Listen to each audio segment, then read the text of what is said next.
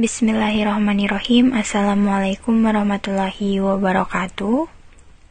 Selamat pagi teman-teman dan ibu dosen. Perkenalkan, kami dari kelompok 19 yang beranggotakan 1 Gea Amanda, 2 Hasan Ahmad, 3 Ika Sukma. Pertama-tama kami ucapkan terima kasih kepada teman-teman dan Ibu Mariatun selaku dosen mata kuliah Fikih Ibadah dan Kesehatan, karena telah memberikan kesempatan kepada kelompok kami untuk mempresentasikan mengenai fikih jenazah. Nah, ini dia pokok bahasan yang akan kita bahas mengenai fikih jenazah. Yang pertama ada hakikat takziah, yang kedua ada ziarah kubur, ketiga kewajiban terhadap jenazah, dan yang keempat bid'ah dalam pengurusan jenazah. Yang pertama, hakikat takziah. Apa itu takziah? Takziah merupakan praktik menyatakan bela sungkawa atau duka cita serta membantu memberikan kesabaran terhadap keluarga yang ditinggalkan. Takziah juga bisa disebut dengan melayat. Adapun beberapa adab takziah, yang pertama, ikhlas untuk mengharapkan ridho Allah Subhanahu wa Ta'ala. 2. Berpakaian sopan dan menutup aurat. 3. Berperilaku sopan dan bertutur kata yang baik. 4. Memberikan bantuan kepada keluarga yang ditinggalkan. 5. Membantu mengurus jenazah sebagaimana yang dianjurkan dalam Islam. Dan yang keenam, membaca doa. Selanjutnya adalah ziarah kubur. Pengertian ziarah kubur adalah berkunjung ke tempat pemakaman umum atau pribadi secara individu maupun kelompok yang bertujuan untuk mendoakan saudara atau keluarga yang telah meninggal dunia supaya diberikan tempat yang terbaik di sisi Allah Subhanahu wa Ta'ala. Seperti halnya takziah, ziarah kubur juga memiliki beberapa adab. Yang pertama, mengucap salam. Biasanya diucapkan dengan Assalamualaikum ya ahli kubur. Kedua, berziarah dengan hati yang tulus dan ikhlas. Di sini kita tidak boleh terpaksa ataupun tidak ikhlas. Kemudian, yang ketiga, mendoakan orang yang sudah meninggal. Di sini ada doa yang biasanya diucapkan Rasulullah ketika beliau berziarah di masa hidupnya, yaitu Assalamualaikum doro qaumin mu'minin wa atakum ma tu'adun khodon mu'ajalun wa inna insyaallahu bikum lahikun, yang artinya Assalamualaikum wahai tempat bersemayam kaum mukmin, telah datang janji Tuhan yang sempat ditangguhkan besok, dan kami insya Allah akan menyusul kalian. Nah, seperti itu tadi doanya. Kemudian yang keempat, tidak duduk di atas makom atau kuburan. Selanjutnya, kewajiban terhadap jenazah. Kita sebagai umat muslim memiliki 4 kewajiban terhadap muslim yang sudah meninggal, mulai dari memandikan, mengkafani, mensolatkan, sampai menguburkan jenazah. Lalu kita akan membahasnya satu-satu. Nah, pertama, memandikan jenazah. Ada 2 mayit yang tidak dimandikan. Yang pertama adalah orang yang mati dalam keadaan dalam membela perang.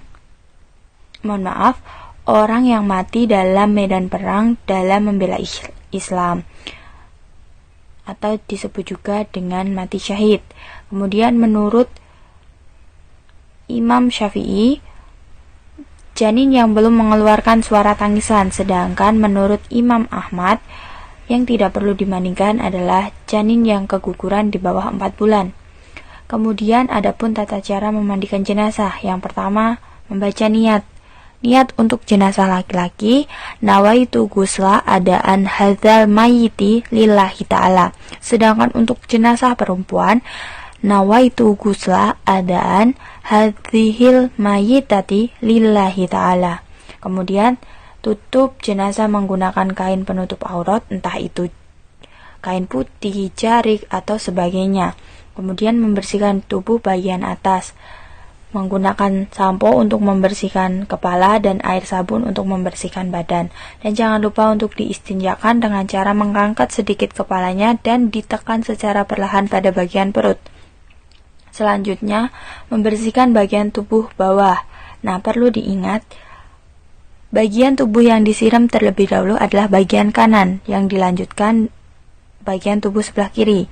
Setelah sudah selesai membersihkan bagian tubuh atas dan bawah, jenazah diwudukan. Untuk niat jenazah laki-laki, nawaitu wudu ali hadzal mayyiti lillahi ta'ala. Sedangkan untuk jenazah perempuan, nawaitu wudu ali hadzihil mayyitati lillahi ta'ala. Setelah diwudukan, siram lagi tubuh jenazah menggunakan air campuran wewangian. Setelah itu dikeringkan dan beri wewangian seperti kapur barus atau daun bidara. Ini bertujuan untuk supaya mayit tidak dikerumuni hewan atau serangga kecil seperti semut. Seperti itu ya teman-teman. Kemudian mengkafani. Nah, mengkafani jenazah ini biasanya menggunakan kain putih, tidak ada pakaian sebelumnya, dan tidak menggunakan penutup kepala atau imamah. Nah, untuk jenazah laki-laki biasanya menggunakan 3 helai kain putih atau kain kafan, sedangkan untuk wanita digunakan 5 helai, karena untuk membuat jilbab penutup aurat, seperti itu. Selanjutnya, tata cara mensolatkan jenazah. Ada 7 rukun dalam mensolatkan jenazah. Yang pertama, berniat dalam hati. Niatnya untuk jenazah laki-laki, usolli ala hadzal mayyiti arba'at takbiratin fardu kifayati lillahi ta'ala. Untuk jenazah perempuan, usolli ala hadzihil mayyitati arba'at takbiratin fardu kifayati lillahi ta'ala. Setelah itu berdiri jika bagi yang mampu, kemudian melakukan 4 takbir. Di sini yang membedakan antara sholat fardu dengan sholat jenazah adalah tidak adanya ruku dan sujud. Takbir pertama membaca Al-Fatihah, takbir kedua membaca sholawat minimal Allahumma sholli ala Sayyidina Muhammad. Kemudian takbir keempat dan ketiga itu doa untuk jenazah.